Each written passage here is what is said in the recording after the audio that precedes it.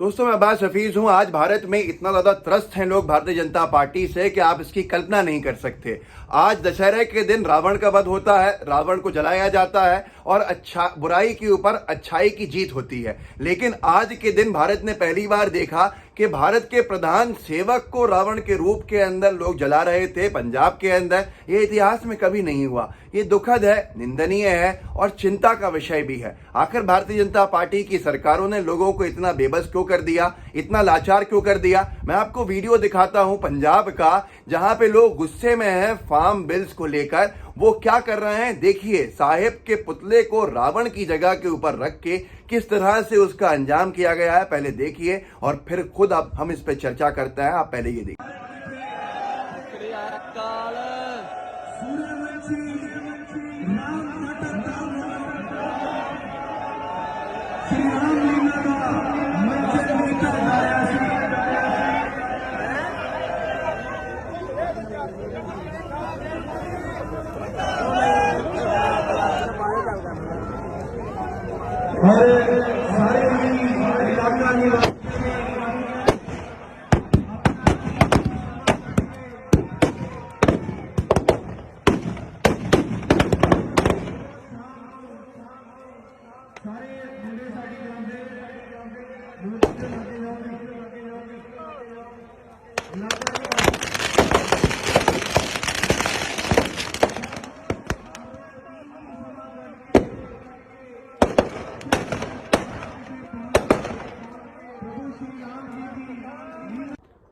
देखा आपने दोस्तों कि अब रावण की तुलना साहेब से हो रही है।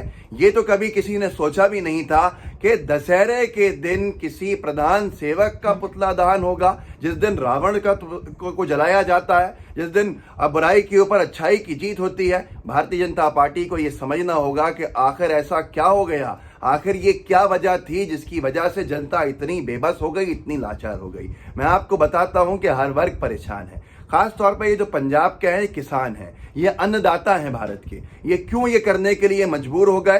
क्योंकि इनको आज तक किसी ने इतना नहीं सताया, इतने गुस्से में है पंजाब में कि श्रीमोनी अकाली दल ने बीजेपी का साथ छोड़ दिया, मंत्री पद को छोड़ दिया मजबूर होकर, क्योंकि उनको दिख गया कि अब इस काले कारनामे के अंदर अगर हम साथ रहे तो हमको जनता पंजाब की सरजमीन से बाहर कर देगी। यही हालत इससे पहले पंजाब के अंदर कुछ बच्चों ने भी की थी। पंजाब के कुछ बच्चों ने एक पुतला बनाया था साहेब का और उस पुतले के ऊपर बहुत ही बदतमीजी के साथ मार पीटने का काम किया था। मैं घोर निंदा करता हूं इस चीज की, लेकिन हमें आपको समझना होगा कि भारतीय जनता पार्टी के साथ ये सलूक क्यों हो रहा है। मैं आपको वीडियो भी दिखाता हूं, वो आपको समझ में आएगा कि किस तरह से आज गुस्सा भारतीय जनता पार्टी के खिलाफ बढ़ता जा रहा है लोगों का।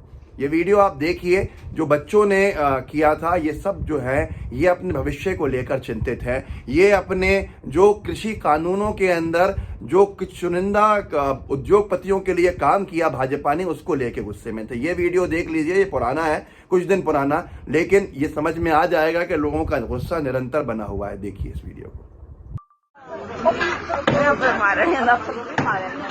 मोदी सरकार मुर्दाबाद,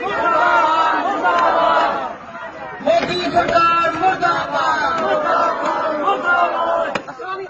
मोदी सरकार मुर्दाबाद, मोदी सरकार मुर्दाबाद। दोस्तों, देखा आपने किस तरह से गुस्से में थे बच्चे गुस्से के अंदर जो काम कर रहे थे उनको किसी ने सिखाया नहीं है, बल्कि वो पूरा परिवार जो है उनके परेशान है। भविष्य लोग अंधकार में देख रहे हैं। भारतीय जनता पार्टी की सरकारें जिस तरह से कुछ चुनिंदा उद्योगपतियों को फायदा पहुंचा रही हैं, उसकी वजह से यही हाल हो रहा है। मैंने अभी कुछ कहीं पर एक फोटो भी देखा था, जहां प्रधान सेवक महोदय के फोटो जो थे रावण के ऊपर लगाए गए थे, यहां आप देख सकते हैं। और उसके साथ साथ दोनों तरफ जो चुनिंदा उद्योगपति हैं जिनको फायदा पहुंच रहा है, भारत की आय कम हो रही है, उनकी आय बढ़ रही है, उनके फोटो भी लगाए गए थे और रावण बना के जलाया गया था। इतिहास में कभी किसी के साथ ऐसा नहीं हुआ।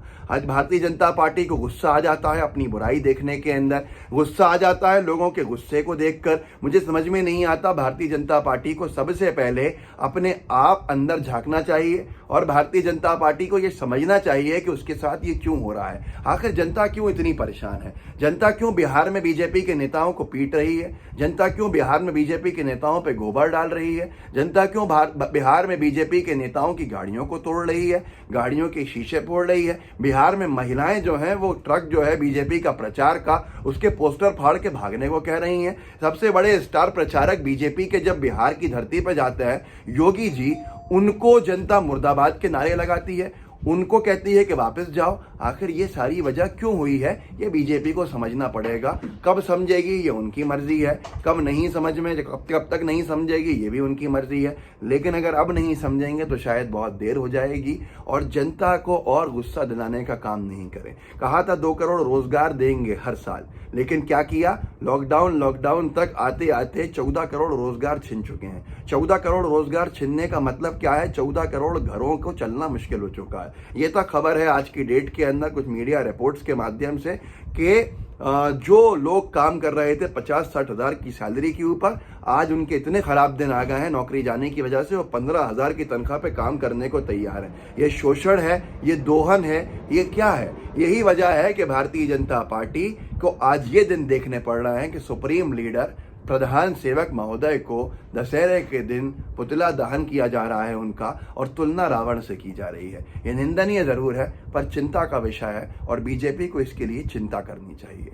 और ये बौखलाहट है, इसी से बीजेपी डरी हुई है, चाहे वो मध्य प्रदेश हो चाहे वो बिहार हो। लेकिन अगर ये बीजेपी ने अब नहीं समझा तो आने वाले दिनों में पूरे भारत के अंदर इसी तरह से हालात दिखेंगे बीजेपी को, तब तक बहुत देर हो चुकी होगी।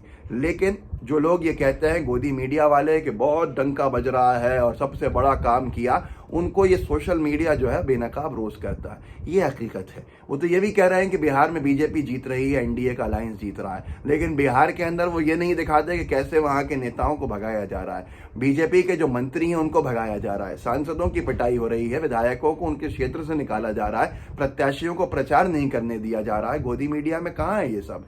आज तक इतना ज्यादा इतिहास में कभी मीडिया को कंट्रोल होते हुए नहीं देखा था। तो ये सारी चीजें दबाई जा रही हैं। वहां शिवराज सिंह चौहान जी मध्य प्रदेश में कह रहे हैं कि अगर प्रत्याशी को वोट नहीं दिया तो हम झोला उठा के चल देंगे बाहर, हम मुख्यमंत्री ही नहीं रहेंगे, माफ कर दो, अगर करना है घुटनों के बल तक आ गए, घुटने भी टेक दिए जनता के सामने। ये सारी चीजें आज जनता के सामने है, बीजेपी के सामने भी हैं। बस इतनी सी बात है कि जनता की फिक्र कर लीजिए, जनता की सेवा करने आए थे, खुद की मत कीजिए, शायद ये दिन कुछ सुधर जाए। इस वीडियो को आगे शेयर कीजिएगा, व्हाट्सएप पे शेयर कीजिएगा, ग्रुप में शेयर कीजिएगा। आपके मेरे चैनल का बेल आइकन ज़रूर दबाइएगा ताकि आप जुड़े रहें और आपको हर अपडेट मिलता रहे जब जब मैं वीडियो डालता हूं।